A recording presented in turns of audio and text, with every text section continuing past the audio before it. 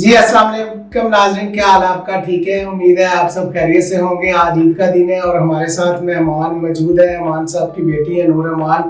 آئے ہم ان سے کوئی امان صاحب کے بارے میں کوئی گفتگو کرتے ہیں۔ السلام علیکم۔ وعلیکم السلام۔ جی بالکل میرا کام ہے۔ جی عاشق صاحب بہت شکریہ، آپ نے ہمیں بلایا اور اس قابل سمجھا کہ آپ ہمارے سے بات کریں۔ اور کیا پوچھنا چاہیں گے آپ؟ جی میں یہ پوچھنا چاہوں گا کہ آپ بتائیں کہ آپ کے گھر میں آپ کے پاپا کے ساتھ کیا کبھی عید کے موقع پہ کیسے گفتگو ہوتی تھی، کیسے گھر میں گفتگو کے ساتھ ساتھ ہنسی مذاق کیا؟ بالکل جی، والد صاحب بہت اچھے انسان تھے اور ہمیشہ ہر بات میں ان کے ہمیں کچھ سیکھ ملتی تھی، اور اس سیکھ میں جب طنز و مزاح شامل ہو جاتا تھا تو میں کہتی ہوں بڑا ایزی ہو جاتا تھا۔ ہمیں باپ کا سکھایا ہوا بتایا ہوا وہ سبق لیکچر نہیں لگتا تھا۔ جب والد صاحب بیچ میں کوئی نہ کوئی جگت، کوئی نہ کوئی مذاق، کوئی ریالٹی سے ریلیٹ کر کے چیزیں بیچ میں ایڈ آن کر دیا کرتے تھے تو بہت اچھا لگتا تھا۔ اور بس ان کی باتیں ہیں، ان کی بہت ساری ایسی چیزیں ہیں جن کو ہم ساتھ لے کر چل رہے ہیں۔ ورنہ والد ہر کسی کی زندگی میں بہت اہمیت رکھتا ہے، باپ کا رشتہ بھی بہت بہترین ہوتا ہے، لیکن ہمارا باپ تو ہمارے ساتھ دوستوں کی طرح تھا اور بہت ہی اچھا تعلق تھا۔ جیسا باپ بیٹی میں ہوتا ہے اس سے بڑھ کر ہم ایک دوسرے کے دوست زیادہ تھے۔ تو بس عید کا دن بھی ہمارا محبت سے پیار سے گزرتا تھا۔ والد صاحب ہر چیز کی شاپنگ میں ٹائم بہت لگایا کرتے تھے، چاہے وہ کپڑوں کی شاپنگ ہوتی تھی۔ اچھا، اپنی شاپنگ کو لے کر اتنے کانشیس نہیں ہوتے تھے، ہم بچوں کی شاپنگ کو لے کر بہت زیادہ کانشیس ہوتے تھے۔ اور اگر سبزی کی شاپنگ ہے تو اس میں بھی بہت زیادہ ٹائم لگانا ہے۔ تو عید پر آپ کو پتا ہم لاہوریوں نے کھانوں سے ریلیٹ کر دی ہے ہر بات۔ اب ہر چیز عید ہو اور کوئی بھی تہوار ہو، ہم کہتے ہیں پکانا کیے، کھانا کیے، یا تو کھاتے ہیں یا پھر سو جاتے ہیں۔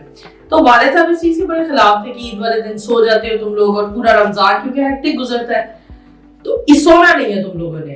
تو اگر انہیں نظر آتا تھا کھانا کھا کر کوئی بچہ تھوڑا سا نڈھال ہو رہا ہے، تھوڑی نیند آ رہی ہے، تو فوراً کوئی نہ پلان بنا لیا کرتے تھے، چلو نکلو آج سوئمنگ کرنے چلتے ہیں۔ ہم کہتے تھے عید والے دن بھی ہم سوئمنگ کرنے جائیں گے۔ تو والد صاحب ایک بہت انٹلیکچوئل انسان تھے۔ وہ ان کا ہیومر، ان کی ذہانت ہمیں نہ صرف ان کے کام میں نظر آتی تھی بلکہ عام زندگی میں جو ان کے آس پاس کے رشتے تھے، ریلیشنز تھے، بچے تھے، بڑے تھے، ان سب کے ساتھ بھی والد صاحب جو ان کا ایک رویہ تھا، تعلق تھا، وہ بڑا خوبصورت تعلق تھا، بڑے اچھے انسان تھے۔ اچھا یہ بتائیں، آپس میں جب بہن بھائی بچے آپس میں جھگڑا کرتے تو پھر وہ کیا کہتے تھے؟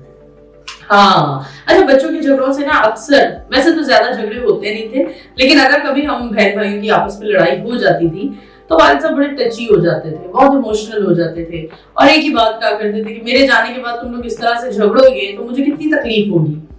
لیکن ان کے جانے کے بعد ہم ان کی زندگی میں تو پھر بھی جھگڑ دیا کرتے تھے، کوئی نہ کوئی اختلاف ہو جایا کرتا تھا، لیکن ان کے جانے کے بعد بھی ہم تو اتنے سنبھل گئے اور آپس میں ایک دوسرے سے پہلے سے زیادہ محبت ہو گئی۔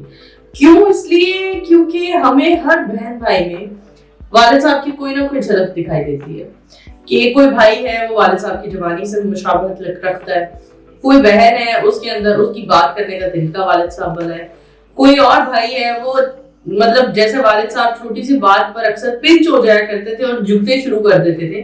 تو بہت سارے بہن بھائی ہیں ایسے جن کو میں دیکھتی ہوں اور ہم کہتے ہیں ایک دوسرے سے مل کر ہمیں احساس ہوتا ہے اور ریئلائز ہوتا ہے کہ ہم والد صاحب کے پاس بیٹھے ہیں۔